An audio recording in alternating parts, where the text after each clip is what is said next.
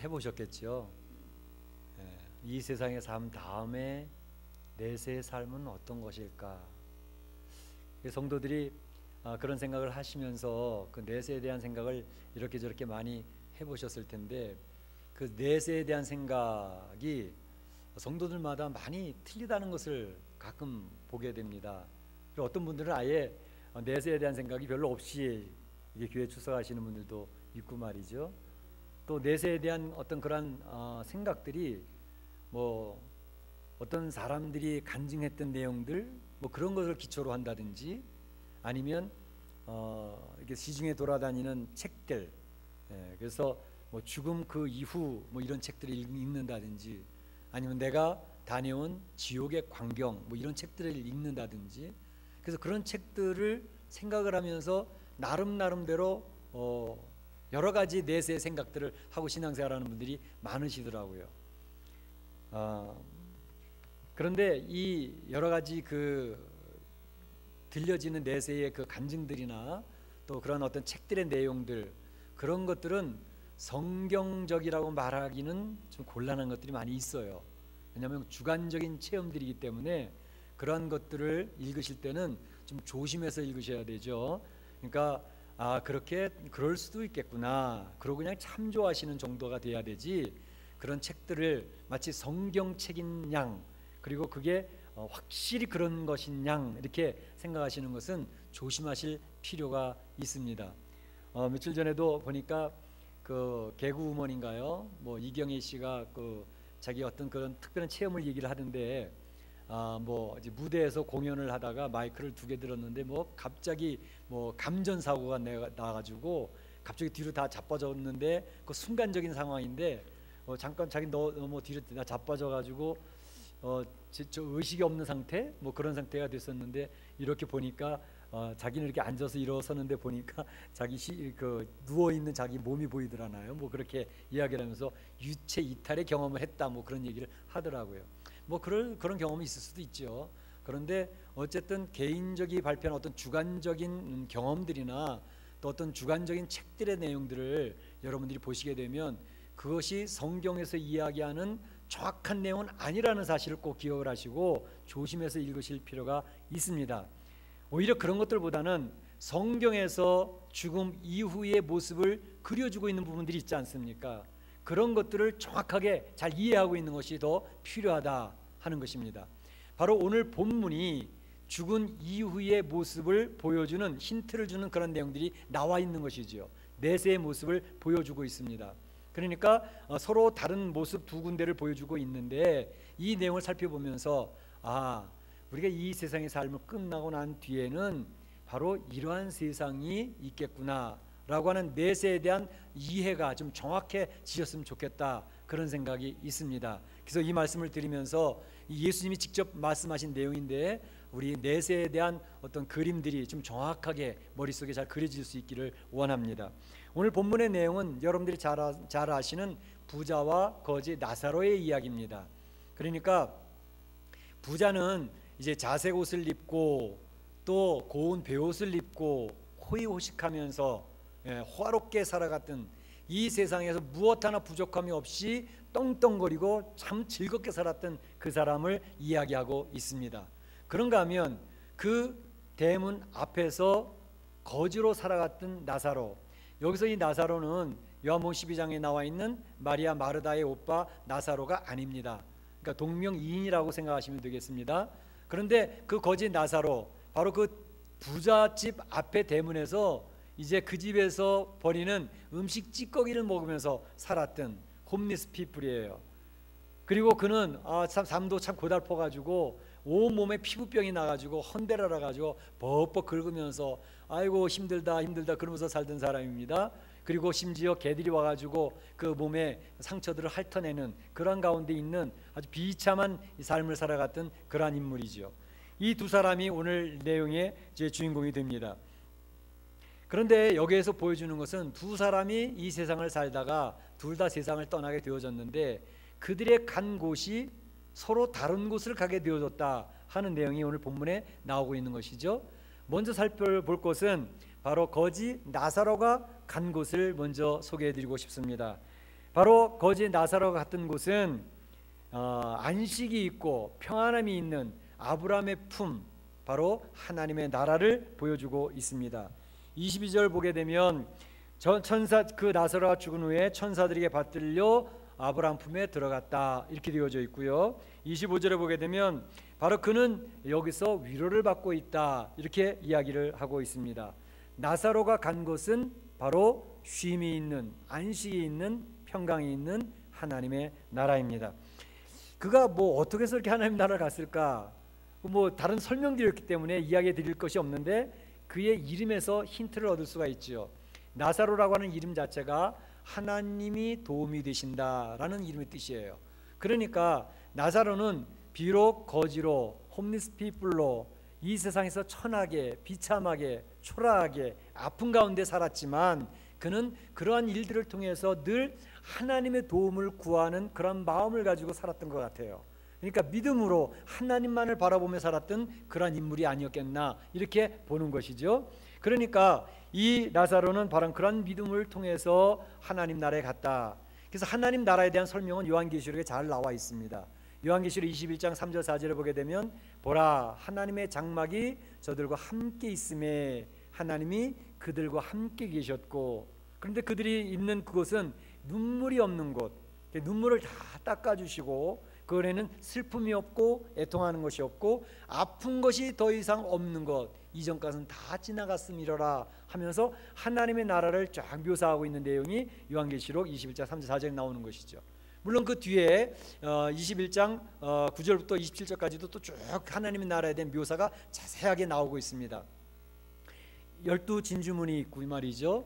또 12기초석이 있고 그리고 12보석으로 꾸며진 그런 나라, 그리고 정금과 벽옥으로 쫙 꾸며져 있는 하나님의 나라를 얼마나 아름답게 묘사하고 있는지요. 12과실이 철철마다 잘 맺어지는 그곳으로 묘사가 되어지고 있습니다. 물론 그런 것들은 현실일 수도 있고 상징일 수도 있습니다. 그러나 분명한 것은 하나님의 나라는 너무너무 좋은 곳이라는 것이죠. 우리 모든 사람들이 기대하고 즐거워하는 좋은 그 하나님의 나라가 요한계시록에 잘 묘사가 되고 있습니다. 그 나라에 가는 사람들은 어떤 사람들인가? 바로 생명책에 기록된 자라고 요한계시록 21장 27절에 딱 기록이 되어져 있는 것입니다. 그러니까 예수님을 구세주로 영접을 하고 하나님의 자녀가 된 하나님의 백성들, 그 사람들이 바로 이 하나님의 나라에 가서 영접받고 그래서 평강과 안식을 누리게 된다는 것입니다. 비록 이 세상의 삶에서는 힘들었습니다. 성도들의 삶이 그 원했던 대로 되지 않는 것들이 얼마나 많습니까? 때로는 감당하기 힘든 질병이 와서 그것 때문에 힘들어하고 고민하고 눈물 짓는 일들이 많습니다. 또 사업의 문제도 잘 풀려지지 않아서 이 고생 저 고생하면서 힘들어하던 그러한 성도들의 삶이 얼마나 많이 있습니까? 정말 이 세상에서는 또 뭐 떵떵거리며 살 수 없는 그러한 초라한 삶을 살았다 할지라도 바로 성도들은 우리 예수님을 믿은 그것 때문에 하나님 나라에 가서 쉬는 성도들이 될 것이고 안식과 평강을 누리는 성도들이 되는 줄로 믿습니다. 예수님이 우리 성도들을 영접해 주심을 믿으시기를 축복합니다. 그 예수님이 여러분을 영접하시고 그 나라에서 여러분은 편히 쉬게 되실 것입니다. 그런데 이 천국에 대한 이야기를 하면서 한 가지 짚고 넘어가고 싶은 것은 천국에 언제 들어가는가 하는 것입니다. 성도들이 죽으면 바로 들어가는 것인가, 아니면 한참 있다가 들어가는 것인가, 또 언제 들어가는지 그런 것들에 대한 궁금증들이 있습니다. 또 성도들도 그것은 아니 뭐 어떻게 알아서 들어가겠지, 별로 관심 없는 성도들도 있습니다. 그런데 바로 어떤 성도들은 죽으면 그냥 뭐 예수님이 재림하실 때 우리가 천국에 들어간다 그러니까 그걸 오해해가지고 잘못 알고 계시는 분들이 계시는데, 그냥 그동안 예수님이 재림하실 때까지는 그럼 우리 영혼은 어떻게 되는 거지? 어디가 있나? 그냥 공중에 떠다니는 귀신처럼 돌아다니다가 예수 오실 때 그때 들어가시나? 그렇게 생각하는 성도들도 있더라고요. 그렇지 않습니다. 바로 우리 성도들이 이 세상을 떠나는 그때, 오늘 보세요. 나사로가 죽을 때에 천사들에게 받들려서 바로 아브라함 품에 안겼습니다. 또 누가복음 23장 43절에도 보게 되면 예수님 십자가 양옆에 달려있던 죄인들이 있었지요. 강도들이 있었습니다. 근데 그때에 한강도가 예수님 앞에 신앙 고백을 하니까 예수님이 이 말씀하신 게 뭐예요? 내가 오늘 나와 더불어 나와 함께 낙원에 있으리라 그랬습니다. 그렇죠? 시점이 언제예요? 오늘. 바로 예수님을 영접하는 그 순간, 그리고 또 우리가 죽는 그 순간에 우리는 바로 예수님이 계신 곳, 아브라함이 있는 곳, 다윗이 있는 곳, 우리 신앙의 귀한 선배들이 있는 그곳에 바로 옮겨진다는 사실을 믿으시기를 축복합니다. 우리 영혼은 이 세상을 떠는 그 순간에 바로 낙원으로, 아브라함의 품으로 옮겨갑니다. 아브라함의 품이라고 하는 것은 히브리인들의 사고방식으로 구약을 기록했지요. 그들이 사고방식으로 기록한 탈무드가 있습니다. 그 탈무드에 보게 되면 아브라함의 품이라고 하는 장소를 의인들이 궁극적으로 최종적으로 거하는 장소로 설명을 합니다. 그러니까 여기서 의인들이라고 하는 것은 바로 하나님을 섬기는 백성을 얘기하기 때문에 성도들은 바로 아브라함의 품에 안기고 이제 낙원에 가게 되는데, 그 낙원은 성도들이 이 세상을 떠나는 순간에 바로 그 영혼이 하나님 나라로 연결이 되는 것이죠. 그러면 우리 육체는요? 육체에 대한 것을 좀 생각해 볼 필요가 있는데, 육체는 이 세상에서 우리 이제 죽는 순간에 우리의 영혼과 육체가 분리가 되어집니다. 그런데 우리 영혼과 육체, 우리 몸 자체가 하나님의 생기와 이 세상 흙으로 만들어진 존재이기 때문에 그것이 분리되는 것을 죽음이라 그럽니다. 그래서 죽는 순간에 우리 영혼이 바로 이제 귀신이 되는 게 아니고 바로 하나님 나라를 가든지 아니면 다른 곳을 가든지 둘로 구분이 되어지는데, 어떤 이단들은 그렇게 얘기해요. 영혼 수면설이라는 것을 얘기하면서 영혼은 그냥 잠들어 버리는 것이다. 그리고 예수 재림할 때가 잠들어 있다. 그렇게 얘기하는 그 이단 사상입니다. 우리 개혁교회 장로교회에서는 그것을 절대 받아들이지 않습니다. 그래서 우리 영혼은 바로 의식이 잠자는 게 아니라 의식이 있습니다. 오늘 본문에도 보세요. 부자가 아브라함하고 이야기하고 있잖아요. 죽은 다음에 의식이 있는 상태예요. 그렇기 때문에 죽은 이후에 우리 영혼은 바로 의식이 있는 상태로 낙원에서 아브라함 품에서 거하게 되는 것이지, 그냥 뭐 잠자는 상태, 아무 의식도 없는 그냥 무의식의 상태, 그 상태가 절대 아닙니다. 바로 하나님 품에, 예수님 품에 바로 안기는 것입니다. 그걸 꼭 기억하시길 바라고. 육체는 어떻게 되느냐? 육체는 이제 우리가 몸이 분리되면서 다시 흙으로 만들었기 때문에 흙으로 돌아갑니다. 써서 무덤에 갇히고 또는 화장을 해서 재로 돌아가지요. 그러면 우리 육체는 어떻게 되는 거죠? 그 육체는 바로 예수님이 재림하실 때 다시 부활이 되는 것입니다. 우리 육체가 다시 부활이 되어짐으로, 어떤 분은 그래요. 아이고, 우리는 화장해가지고 다 해서 다 뿌려버렸는데 그 어떻게 매장되신 분은 혹시 살아나실지 모르는데 우리는 어떻게 하죠? 우리 하나님은 전지전능하신 하나님, 전능하신 분이기 때문에 흩어진 뼈들 다 모아서 회복시킬 수 있는 분이에요. 그러니까 화장한다고 걱정하지 마세요. 그러니까 분명한 사실은 우리의 썩어진 흙, 재 돌아간 우리 육체가 예수님이 재림하실 때 다시 육체의 부활이 일어나서 우리 영혼과 결합돼서 부활체가 되어지므로 이제는 완전한 하나님의 나라에서 거하게서 영생을 누리는 존재가 되어진다는 사실, 그 흐름을 잘 기억하고 있으셔야 됩니다. 그러니까 그 상태에 우리가 육체가 부활이 돼서 영혼과 결합돼서 부활체가 되어져서 하나님 나라에서 영원히 거하는 그때까지를 우리는 중간 상태라 그럽니다. 중간 상태. 그러니까 육체가 부활이 되어지고 영혼이 부활체가 되어진 상태에서 하나님 나라에 영원히 거하는 상태가 되기까지는 중간 상태죠. 그러나 우리 영혼은 이미 아브라함의 품과 낙원에 있는 것은 천국에는 바로 연결되어져 있는 상태입니다. 그러니까 그렇게 꼭 기억을 하셔서 내가 이 세상 살다가 떠나게 되면 어떻게 될 것이구나, 그걸 정확히 알고 계셔야 됩니다. 그거 잘 모르면 이단들이 얘기하는 말에 막 끌려갑니다. 그래서 신앙생활 때 다 흔들려버리기 쉽습니다. 그걸 잘 기억하시길 바라고. 그래서 하나님의 나라는 바로 우리 사랑하는 성도들이 안식과 평강과 기쁨과 즐거움으로 하나님을 찬양하고 하나님을 경배하는 그 하나님 나라에서 여러분이 쉬시게 된다는 사실을 믿으시기를 주의 이름으로 축복합니다. 축복합니다. 그 다음에 또 한 곳에 나오고 있습니다. 부자가 간 곳입니다. 부자가 간 곳인데 여기는 안식이 없어요. 평강이 없어요. 기쁨과 즐거움이 없어요. 뭐라고 얘기하고 있냐면 24절에 나사를 보내어 그 손가락 끝에 물을 찍어 내 혀를 서늘하게 하소서, 내가 이 불꽃 가운데서 괴로워하나이다. 이렇게 얘기하고 있습니다. 부자가 간 곳, 물이 없어요. 불꽃 가운데서 괴로워하고 있어요. 그러니까 물 한 방울 찍어서 자기 혀를 좀 서늘하게 해줬으면 하는 게 이 부자의 소원입니다. 거기서 너무너무 괴로워하고 있는 것이죠. 바로 이것이 어딜까요? 오늘 성경에서는 음부라고 이렇게 되어져 있습니다. 음부라고 하는 것은 히브리어로 스올이라고 되어져 있고 헬라어로는 하데스라고 되어져 있습니다. 구약 성경에서 음부의 개념은 죽은 자들이 가는 곳으로 이렇게 되어져 있지만 신약에서의 음부의 개념은 게헨나라고 하는 헬라어를 더 써서 심판의 장소로 이야기를 하고 있습니다. 그러니까 지금 이 부자는 심판의 장소 게헨나에 떨어진 것입니다. 그러니까 이것은 바로 우리가 이야기하는 지옥입니다. 지옥에 간 부자, 그 지옥에서 얼마나 힘들어하는지, 죽는 즉시 지옥의 형벌을 받고 있는 거예요. 불꽃 가운데서 괴로워하고 있는 거예요. 물 한 방울이 없어 물 한 방울만 내 이 혈에 묻혀달라고 얘기하는 것입니다. 그 지옥에서 너무너무 괴로워하고 있습니다. 그 지옥은 자살할 수도 없는 곳이에요. 세상에서는 귀찮으면 괴로우면 자살하지 않습니까? 지옥은 자살이 안 돼요. 요한계시록 9장 6절에 보게 되면 사람들이 죽기를 구하여도 얻지를 못하고 죽고 싶으나 죽음이 저희를 피하리로다 그랬어요. 죽음이 피해요. 아예 죽어버려서 아무것도 모르면 괜찮지요. 근데 죽지 않고 영원한 벌을 받으니까 얼마나 무서운 것입니까? 지옥이. 여러분들이 생각할 때에 예수님 믿는 사람만 부활할 거로 생각하시죠? 예수 믿는 사람 물론 부활하지만 예수님 믿지 않은 불신자들도 나중에 악한 자들도 다 부활합니다. 부활해서 그들이 다시 이제 결합이 되어져 가지고 이제 지옥에 떨어져서 영원한 영벌을 받게 되는 것이니까 얼마나 무서운 것입니까? 지옥은 어마어마하게 무서운 곳입니다.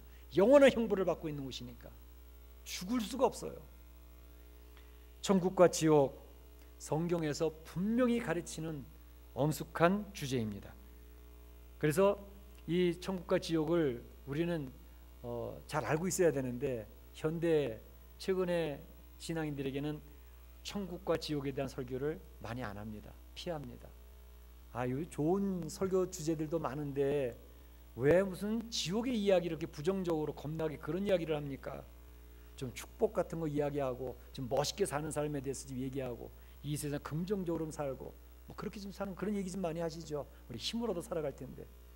근데 좋은 얘기도 해야 되지만 성경에서 이야기한 얘기를 안 할 수는 없습니다. 천국과 지옥이 분명히 있다고 하는 사실입니다. 특별히 교회사를 보게 되면 천국과 지옥이라고 하는 사실을 분명히 알고 신앙생활할 때에 교회는 굉장히 부흥했고 성장했습니다. 그러나 천국 얘기 안 하고 지옥 얘기 안 할 때에는 교회는 점점 쇠퇴해져 왔습니다. 영적인 도전이 없습니다. 준비하지 않습니다. 그렇기 때문에 이 천국과 지옥에 대한 우리의 신앙의 자세는 분명하고 확실하게 알고서 신앙생활을 해야 되겠다 하는 것입니다. 오늘 부자는 나사로에게 그런 얘기를 했을 거예요. 나사로야, 진작에 지옥이 있다는 얘기를 나한테 좀 해주지. 진작에 지옥이 있다는 얘기를 해줬으면 내가 준비하고 살지 않았겠냐. 왜 이야기를 안 해줬냐. 부자가 그런 절규를 외쳤을 것입니다. 근데 부자가 왜 지옥에 갔을까? 왜 지옥에 갔을까? 부자라서, 단순히 부자라서 지옥에 갈까요? 그렇지 않아요. 부자가 뭐 잘못했다고요? 열심히 땀 흘려 벌어서 부자가 돼서 귀한 일을 하면 얼마나 귀한 건데요. 부자 되는 게 나쁜 게 아닙니다. 그런데 왜 지옥에 갔을까? 성경에 보게 되면 이 부자가 특별히 나쁜 일을 했다고 하는 일이, 죄를 지었다는 그런 내용이 전혀 없어요. 특별히 나사로를 구박했다든지 나사로를 폭행했다든지 뭐 나사로에게 나쁘게 대했다든지 그런 내용도 없어요. 도대체 부자는 뭐 때문에 지옥에 갔냐 말이에요. 부자라서요? 아니라니까요. 오늘 30절을 보게 되면 그 힌트를 얻을 수가 있습니다. 이렇게 얘기를 합니다. 이제 아브라함에게 부자가 이거 지옥에서 요청을 하는 것이죠. 죽은 자에게서 그 형제들에게 좀 가면 그 형제들이 회개하고 이곳에 오지 않을 텐데, 이렇게 얘기를 합니다. 회개하고 이곳에 오지 않을 텐데. 거기서 힌트를 얻는 거죠.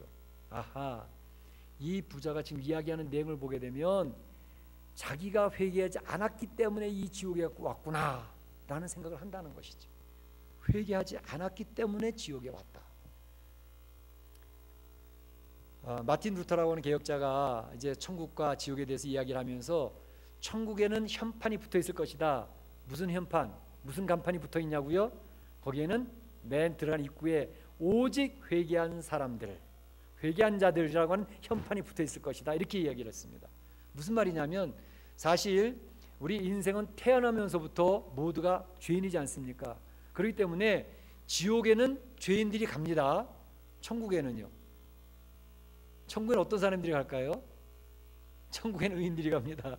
그런데 그렇지 않아요. 천국에도 죄인들이 모인 곳이에요. 지옥에도 죄인들이 모인 곳이고요. 뭐가 차이가 있냐? 지옥에는 회개하지 않은 죄인들이 모인 곳이 지옥입니다. 천국은 죄인들은 맞는데 회개한 사람들이 모인 곳이 천국입니다. 회개한 죄인들이 모인 곳이 천국이에요. 그 차이예요. 그러니까 회개를 했느냐 안 했느냐에 따라서 천국과 지옥이 갈라진다는 것이죠. 예수 그리스도를 자신의 메시아로 영접하고 예수님이 나의 죄의 문제를 해결해 주신다고 하는 사실을 믿고 예수님에게 자기의 죄의 문제를 다 고백하고 이제는 그 예수님으로 인하여 나의 죄에 대한 책임과 죄에 대한 처벌이 다 면책되어졌다는 사실을 믿는 사람, 그래서 예수님 앞에 자기의 죄를 고백하고 회개하고 주님을 붙든 사람이 가는 곳이 천국. 그 은혜를 거부하고 그런 게 어딨어. 내 생각대로 살고 착하게 살고 선하게 살면 되지. 거부한 사람이 지옥에 가는 것입니다. 그것은 성경에서 분명하고 확실하게 얘기를 하는 것입니다. 그게 바로 예수님을 믿으면 죄임에도 불구하고 하나님 나라에 간다라고 이야기하는 것이 복음 아닙니까? 그런데 꼭 기억해야 될 것은 이 천국과 지옥 가는 것의 결정이 어디서 나느냐? 죽기 전에 결정되는 것입니다. 죽기 전에 회개를 해야 천국이냐 지옥에 걸러지는 거예요. 어떤 분은 죽은 다음에 죽은 자들이 뭐 다 연옥에 모여 있다며요. 연옥에 모여 있으니까 그 사람을 위해서 살아있는 자녀들이 가족들이 그 사람 이름을 불러가면서 기도해주고 또 교회를 위해서 도네이션도 많이 하고 그러면 그 사람이 죄가 자꾸 감해져가지고 천국으로 빨리 옮겨간다면서요. 성경에서 그렇게 얘기하는 것이 아무 데도 없습니다. 죽기 전에 회개했느냐 안 했느냐에 따라서 천국과 지옥이 정해지는 것이지 죽은 다음에는 장소 변경 불가입니다. 절대 안 바뀝니다. 그러니까 그러한 교리의 내용에 현혹돼서는 안 됩니다. 뿐만 아니라 그러면 어떤 분들이 그래요. 그럼 추도 예배 못 드립니까? 추도 예배. 그런데 추도 예배를 드리는 것은 우리 예배이기 때문에 예배는 하나님께 드리는 거고요. 그 죽은 사람을 위해서 추도 예배를 드리는 게 아닙니다. 살아있는 자녀, 살아있는 가족, 성도들을 살아있는 성도들과 함께 예배를 드리면서 돌아가신 분이 남겨줬던 신앙의 유산들을 묵상하면서 거기서 우리가 교훈을 받고 하나님께 감사로 예배를 드리는 것이지, 추도 예배를 드리는 것이 그분 좋은 곳에 가게 해주세요, 또 그분이 쉬게 해주세요, 그렇게 기도하는 게 아닙니다. 개신교에서 우리가 기도할 때 죽은 자를 위해서 기도하는 절대 하지 않습니다. 그러니까 죽기 전에 결정이 된다는 사실 꼭 기억하시고 그러한 잘못된 교리에 현혹되지 않도록 힘쓰시기를 바랍니다. 그러면 오늘 본문에 나와 있는 부자가 어떤 죄를 지었는가, 우리는 아무리 찾아봐도 어떤 죄인지 자세히 알 수가 없거든요. 한 가지 단서를 잡는다면 그저 거지를 돌보지 않았다, 한 그 정도. 그러니까 자기는 자색 옷을 입고 고운 베옷을 입고 호의호식하면서 잘 살고 있는데 문 앞에서 병이 들어가서 쩔쩔매고 음식 찌꺼기 먹고 있는 나사로, 그를 돌보지 않았다. 그 정도 외에는 그에게서 본문에서 주는 힌트를 찾아낼 수가 없는 것이죠. 사실 오늘 이 누가복음 16장에서 이야기하는 것은 이 물질에 대한 것을 이야기하고 있습니다. 예수님이 물질에 대한 예화를 들으면서 설명하고 있는데 그 이 이야기를 듣고 있는 사람들이 대상이 누구냐면 바리새인들입니다. 바리새인들이 지금 예수님의 이 메시지를 듣고 있고 이 오늘 부자와 나사로의 본문의 내용을 듣고 있는 중입니다. 그런데 예수님 무엇을 얘기하냐면, 바리새인들아, 너희가 하나님도 섬긴다면서 재물도 섬기는 것 안 돼. 하나님과 재물을 동시에 섬길 수는 없어. 그렇게 하면서 앞에 있는 불의한 청지기의 예화도 들어주시는 거거든요. 그런데 바리새인들이 그 예수님의 이야기를 자세하게 설명하고 있는데 그걸 들으면서 어떤 태도를 취했느냐, 16장 14절에 보게 되면 이렇게 얘기합니다. 바리새인들은 돈을 좋아하는 자들이라 이 모든 것을 듣고, 예수님이 하시는 말씀을 듣고 비웃었다, 이렇게 얘기했습니다. 그러니까 예수님이 재물에 대해서 하나님에 대해서 설명을 하는데 자세하게 설명을 해주고 있는데 그걸 듣더니 픽픽거리고 웃고 있는 거예요. 비웃고 있는 거예요. 웃기고 있네. 예수님이 그들의 모습을 보면서 이야기하신 게 오늘 부자와 나사로의 이야기입니다. 그러니까 오늘 본문에서 이야기하고자 하는 내용은, 바리새인들아 잘 들어, 바로 하나님의 나라에 가는 사람들, 그리고 하나님이 원하신 것이 무엇인지를 잘 기억해야 돼 하면서 이야기하신 것이 뭐냐 하면, 외식적인 종교 생활을 하는 바리새인들아, 재물과 세상을 사랑하는 바리새인들아, 소외된 이웃을 향하여 무관심한 바리새인들아, 자신의 탐욕을 채우기만 하는 외식된 위선적인 종교인들아, 회개하라. 이것이 오늘 본문에서 바리새인들에게 던져주고 싶었던 예수님의 메시지였던 것입니다. 그러니까 종교생활을 한다고, 하나님을 잘 섬긴다고, 11조 열심히 낸다고, 시간에 11조까지 열심히 율법을 지킨다고 하는 너희들 본질이 잘못됐어. 하나님의 뜻을 잘 깨달아야 돼 라고 이야기하시는 내용이죠. 사실 신앙생활을 잘하게 되면 주변에 있는 어려운 사람을 돌보고, 또 약한 사람의 힘이 되어주고, 그들을 위로하고 돌보는 그 일이 자연스럽게 되어지는 것이 신앙인들의 모습입니다. 바로 그것을 오늘 이야기하고 있는 것이죠. 오늘 지역에 있는 부자가 막 절규하는 모습이 나타납니다. 무엇이라 얘기를 하느냐 하면, 나사로를 내 아버지 집에 좀 보내주세요. 나사로를 내 아버지 집에 좀 보내주세요. 왜? 아브라함한테 요청하는 거거든요. 왜? 그랬더니 지금 그 아버지 집에는 나의 5 형제가 있습니다. 그들에게 나사로를 보내서 이야기해서 이 고통받는 지옥에 오지 않게 좀 해달라고 얘기를 해달라는 거예요. 아브라함이 이야기하기를, 지금 살아있는 사람들 중에 모세와 선지자들을 열심히 설교하는 분들이 계셔. 그분들 이야기 들으면 되지 뭘. 그랬더니 아니요.